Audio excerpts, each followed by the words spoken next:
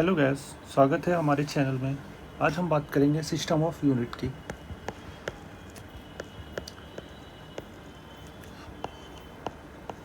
देखिए इधर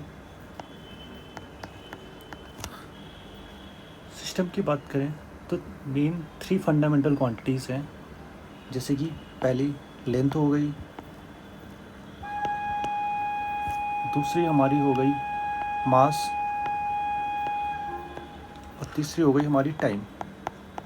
और मेनली 3 फंडामेंटल क्वांटिटीज़ हैं और हम लोग को मेन यहाँ पे 3 सिस्टम के बारे में जानना है। जैसा कि एक होता है CGS सिस्टम, एक होता है MKS सिस्टम, बता रहे हैं इसमें हम, और एक होता है FPS। देखिए CGS सिस्टम में जो लेंथ है उसे हम लोग ध्यान से देखिए, CGS की बात करते हैं तो इसमें जो लेंथ की यूनिट है वो हम लोग सेंटीमीटर में रखते हैं, ठीक। और जो मास है उसे हम लोग ग्राम में रखते हैं, और जो टाइम है उसे हम लोग सेकंड में रखते हैं। ऐसे ही MKS सिस्टम की बात करें, मीट्रिक सिस्टम, तो इसमें जो मास है, लेंथ है, उसे हम लोग मीटर में रखेंगे, मास है किलोग्राम में रखेंगे, टाइम को सेकंड में रखेंगे। ऐसे ही अगर हम लोग फुट पाउंड सिस्टम की बात करें तो इसमें जो लेंथ है उसे हम लोग फुट में रखते हैं, ठीक। मास को हम लोग पाउंड में रखते हैं और टाइम को सेकंड में। देखिए लेंथ को सेंटीमीटर, देखिए CGS यानी CGS। मेनली आपको यही याद करना है कि लेंथ को हम लोग CGS में कैसे रखेंगे, सेंटीमीटर में, तो ये CGS खुद ही शॉर्टकट है। ऐसे ही अगर हम लोग MKS की बात करें, देखिए MKS में लेंथ को मीटर में रखेंगे, मास को किलोग्राम में रखेंगे और टाइम को सेकंड में रखेंगे। आगे देखते हैं हम लोग। देखिए इधर अब बात करते हैं हम लोग फंडामेंटल क्वांटिटीज़ की। तो हमें पता है हम लोग क्या 7 फंडामेंटल क्वांटिटी हैं। इधर हम लोग क्वांटिटी की बात करेंगे, इस पे हम लोग यूनिट की बात करेंगे, इधर सिंबल की बात करेंगे। तो सबसे पहले हम लोग बात करते हैं लेंथ। जो लेंथ है उसकी यूनिट होती है मीटर, ठीक। सिंबल जो हो उसका M हो गया। ऐसे ही मास की बात करें तो मास का जो यूनिट है वो किलोग्राम होता है, शॉर्टकट में उसे केजी लिखते हैं। इसको पूरा कर लीजिए आप लोग, ज़्यादा नहीं भागते हैं अभी। देखिए इधर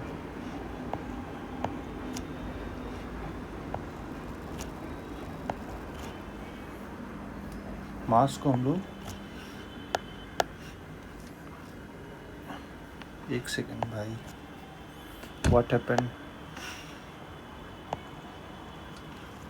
pencil not working I think.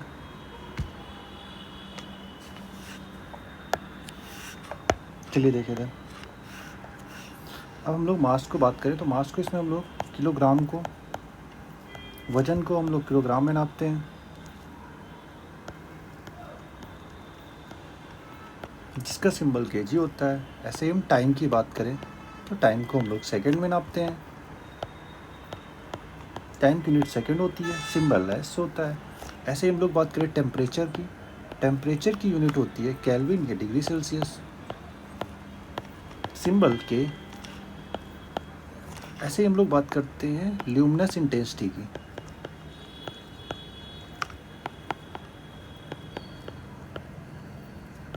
Luminous intensity की बात करें तो इसकी यूनिट जो होती है कैंडेला, इसका सिंबल होता है CD। चलिए और ध्यान से देखिए इधर। अब हम लोग बात करते हैं इलेक्ट्रिक करंट यानी I।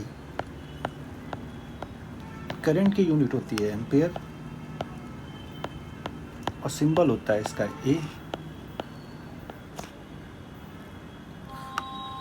अब बात करते हैं हम लोग मोल यानी अमाउंट ऑफ सब्सटेंस की।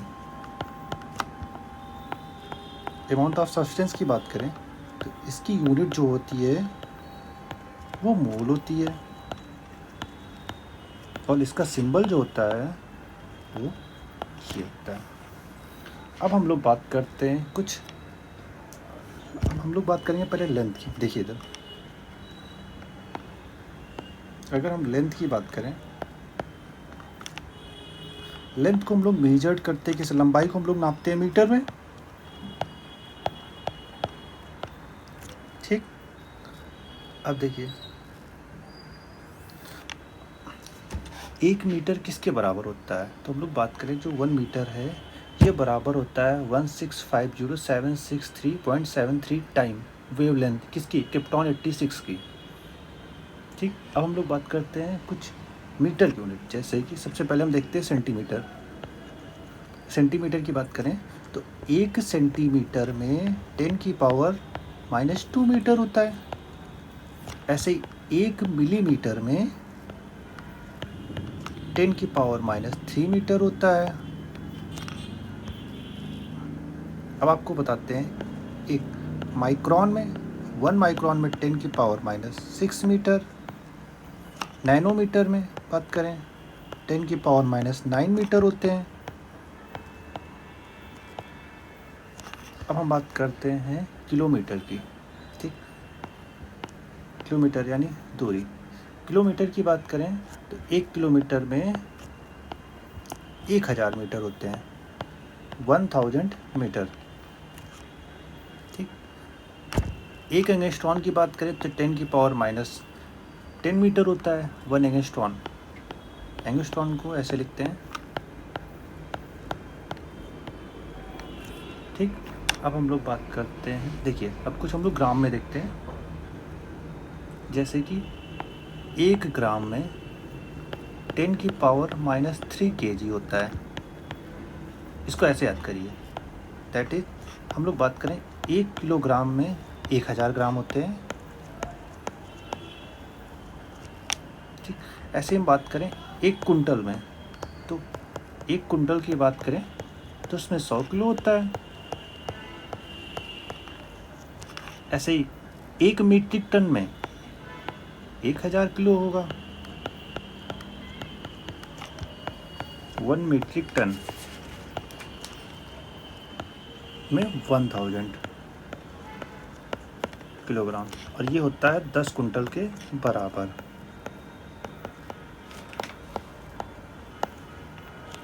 चलिए अब आपको हम कुछ फार्मूले बताते हैं, जैसा कि देखिए पहले इसमें मेंशन है, मैं आपको एक बार समझा देता हूँ फिर आपको निकाल के दिखा देता हूँ, या डायरेक्ट निकाल देते हैं।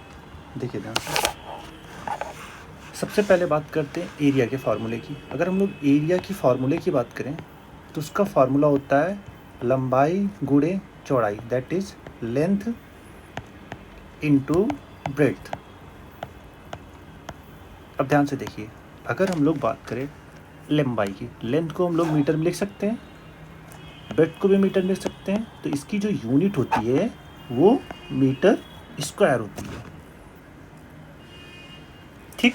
अब देखिए आपको मैं यूनिट तो आप लिख लेंगे, आपको डायमेंशन दिखाना बता रहा हूँ। देखिए जहाँ पर आपको पता है लेंथ की यूनिट मीटर होती है, मास की किलोग्राम यूनिट होती है, और टाइम की सेकंड।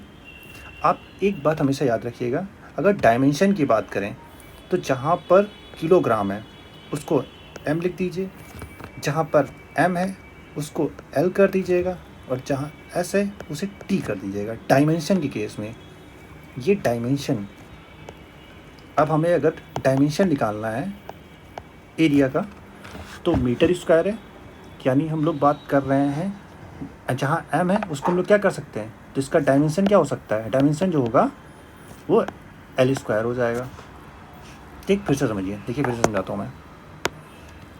आपको पता है कि लेंथ की यूनिट, इधर देखिए फिर से समझा रहे एक बार, डायमेंशन के लिए आपको एक बार फिर से समझना चाहिए। आपको पता है एरिया का फार्मूला लेंथ इंटू ब्रेड्थ होता है, लेंथ यानी मीटर, ब्रेड्थ इंटू मीटर, तो इसकी जो यूनिट होगी मीटर स्क्वायर हो गई। अब देखो आपको पता है कि जो लेंथ है उसकी यूनिट मीटर होती है, मास की यूनिट किलोग्राम, टाइम की सेकंड, तो यूनिट तो आप निकाल लेंगे। बच्चा डायमेंशन, डायमेंशन के केस में ये रखना है जहाँ पर आपको यूनिट में m दिखे वहाँ पर l कर दीजिए, ये जहाँ पर आपको kg दिखे वहाँ m कर दीजिए, जहाँ सेकंड दिखे वहाँ टाइम कर दीजिए, डायमेंशन के केस पे। अगर डायमेंशन निकालना हो किसी का भी, आपको दिखाते हैं। देखिए, अगर हमको एरिया का डायमेंशन निकालना है तो m है तो हमने l कर दिया, यानी l²। अगला देखिए, आपको दिखाते हैं। अब हम लोग वॉल्यूम के फार्मूला की बात करें तो वॉल्यूम का फार्मूला होता है length into breadth into height. इसको हम लोग मीटर क्यूब कर सकते हैं, डायरेक्ट आराम से कर सकते हैं। अब m है तो इसका डायमेंशन l³। ठीक, अब ऐसे ही बात करते हैं वॉल्यूम के बाद डेंसिटी की। डेंसिटी का फार्मूला जो होता है वो मास अपॉन वॉल्यूम होता है। ध्यान से देखिए, हम लोग मास की बात करें तो मास की यूनिट किलोग्राम, वॉल्यूम का आपने निकाल रखा है कि मीटर क्यूब होता है, तो इसका किलोग्राम पर मीटर क्यूब। अगर इसका डायमेंशन लिखना चाहे तो ml-3 लिख सकते हैं। अगला देखिए, अब हम लोग बात करते हैं स्पीड या वेलोसिटी का फार्मूला।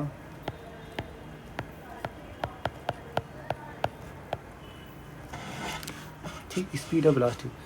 स्पीड का फार्मूला होता है डिस्टेंस अपॉन टाइम। डिस्टेंस यानी दूरी, मीटर लिखें, यूनिट टाइम की सेकंड, तो मीटर पर सेकंड है। ठीक, अरे इसको ऐसे कर लीजिए, मीटर पर सेकंड। अब हम डायमेंशन बताइए, m यानी l/t-1। डायमेंशन आप इजीली निकाल सकते हैं किसी का भी, तो मैं डायमेंशन नहीं बता रहा हूँ आपको, आप कोशिश करिए खुद निकालने की। देखिए, अगले फार्मूले की बात करते हैं एक्सेलरेशन की।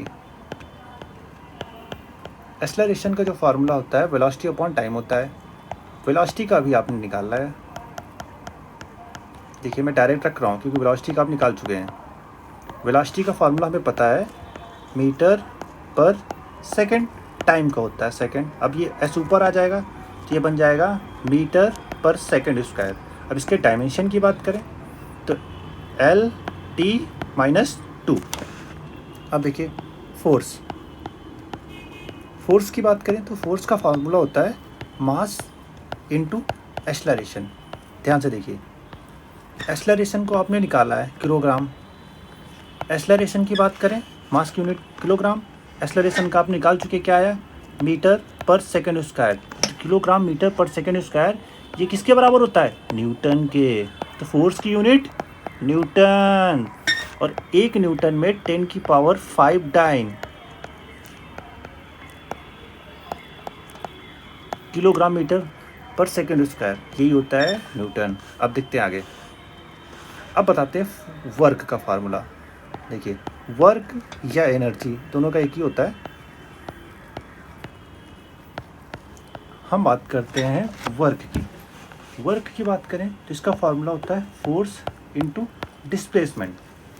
देखिए, डिस्प्लेसमेंट एक दूरी है, तो फोर्स का आपने भी निकाला है, क्या, इसको हम लोग रख सकते हैं किलोग्राम मीटर पर सेकंड स्क्वायर, या इसको न्यूटन लिख दें, और न्यूटन डिस्टेंस को हम लोग मीटर लिख दें।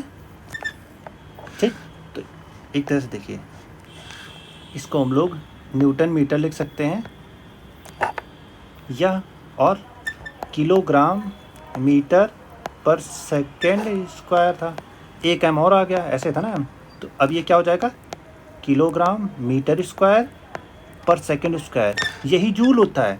देखिए, चाहे न्यूटन मीटर लिखिए और किलोग्राम मीटर स्क्वायर पर सेकेंड स्क्वायर, तो यही किसके बराबर होता है, जूल के। और वर्क की यूनिट क्या होती है, जूल। समझ में आया आपको? आगे देखते हैं। अब बताते हैं आपको हम पावर। पावर का फार्मूला होता है वर्क अपॉन टाइम। वर्क का आपको पता है न्यूटन मीटर या जूल पर इस किलो। वर्क का होता है, पावर का फार्मूला होता है वर्क अपॉन टाइम। देखिए, वर्क को सबको पता है, फोर्स इंटू डिस्प्लेसमेंट, नहीं आता है तो और लिख लीजिए। फोर्स का हमें पता है न्यूटन, डिस्प्लेसमेंट यानी मीटर। ठीक, नीचे सेकंड भी चल रहा है साथ में, भूल मत जाना। ठीक, देखो, न्यूटन मीटर को हम लोग जूल कह सकते हैं, तो जूल पर सेकंड। ठीक, अगर हम लोग बात करें जूल पर सेकंड को ही हम लोग वॉट कहते हैं। अब पावर की यूनिट जो होती है वो वाट होती है भाई। अगला देखिए, प्रेशर। प्रेशर की बात करें, प्रेशर का फार्मूला होता है फोर्स अपॉन एरिया। फोर्स का सबको पता है यूनिट फोर्स अपॉन एरिया। देखिए फोर्स की unit newton, area metre square, newton पर मीटर स्क्वायर यही बराबर होता है पास्कल, और प्रेशर की यूनिट होती है पास्कल। ठीक। अच्छा इसका डायमेंशन लिखो, तो न्यूटन का क्या होता है देखो, लिखो किलोग्राम मीटर पर सेकेंड स्क्वायर। अब नीचे से 2m है, 1m से m कटा, m ऊपर एक माइनस चला गया, तो ये क्या हुआ किलोग्राम मीटर पर सेकेंड स्क्वायर। यही पास्कल के बराबर होता है। अगला देखिए, फ्रीक्वेंसी का होता है 1/t पर सेकंड हो जाएगा, उसको तो आप इजीली निकाल सकते हैं। अब आपको हम बताते हैं इलेक्ट्रिक चार्ज का।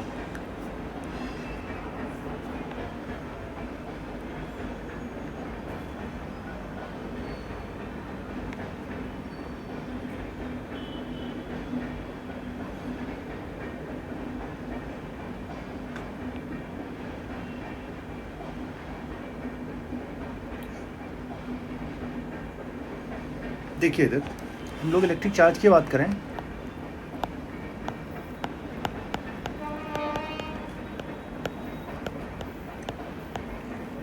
चार्ज देखिए सबसे पहले जानिए, जो चार्ज होता है उसे हम लोग क्यू बोलते हैं, और चार्ज जो होता है करंट इनटू टाइम होता है फार्मूला।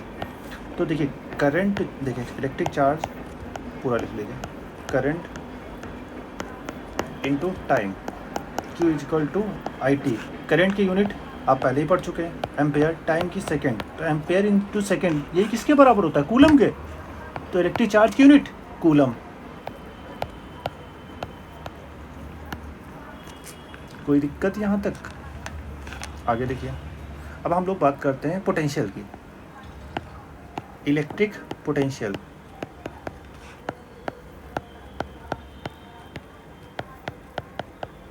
देखिए ध्यान से, अब हम बात करते हैं इलेक्ट्रिक पोटेंशियल की। तो इलेक्ट्रिक पोटेंशियल का जो फार्मूला होता है, इलेक्ट्रिक पोटेंशियल को हम लोग V से लिख सकते हैं। इसके पहले फार्मूला लिखिए, वर्क अपॉन चार्ज होता है। जो देखो इलेक्ट्रिक पोटेंशियल को V से लिखते हैं, वर्क को W, चार्ज को Q से। वर्क का आप पहले से ही निकाल चुके हैं, ये होता है जूल। जूल को हम लोग डायरेक्ट लिख सकते हैं, देखिए किलोग्राम मीटर स्क्वायर पर सेकेंड स्क्वायर, और चार्ज की यूनिट होती है, अभी आपने निकाला है कूलम्ब या एम्पियर सेकेंड, जो बराबर होता है कूलम के। ऊपर वाले को हम लोग सब लिखते हैं जूल, नहीं लिख सकते।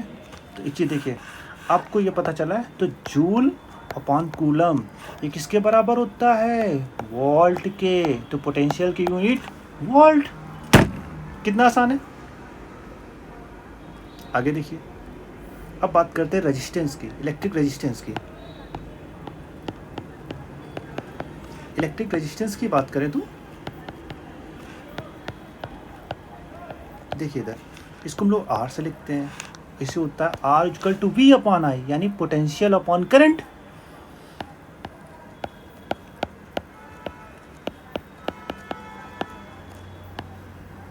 देखिए इधर पोटेंशियल अपॉन करंट। अगर हम लोग पोटेंशियल की बात करें तो देखिए R का फार्मूला होता है resistance potential upon current, R equal to VI।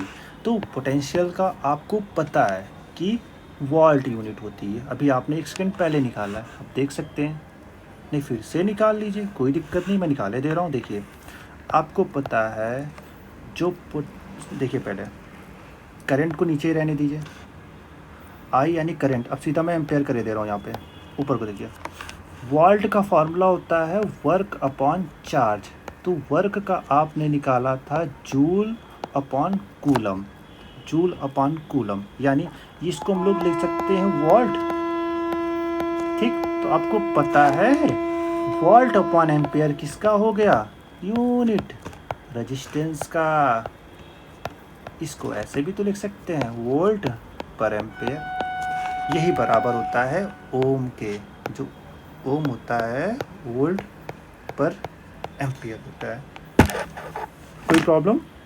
जो समझ में ना आए आप कमेंट बॉक्स पे बताएं। जैसा लगा आपको मेरा लेक्चर।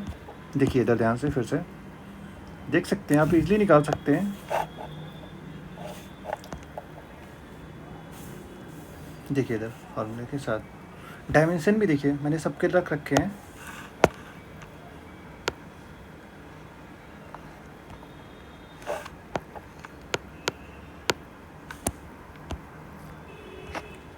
देखिए इधर ध्यान से एक बार रिवीजन कर दे रहा हूँ आपके लिए। एरिया का फॉर्मूला लेंथ इंटू ब्रेथ का है, metre dimension l square.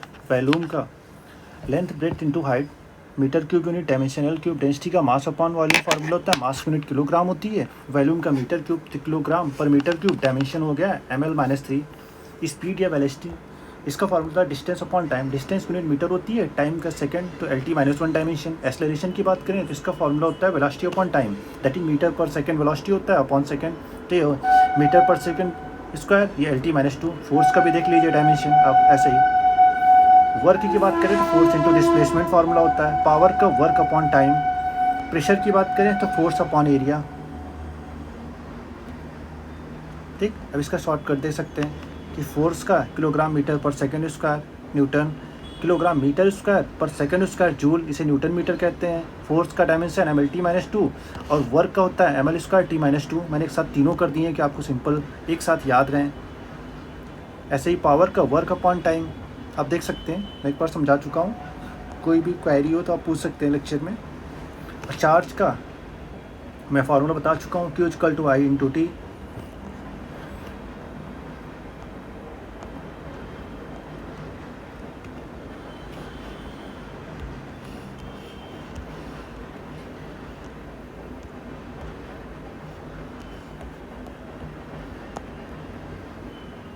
Okay guys, thanks.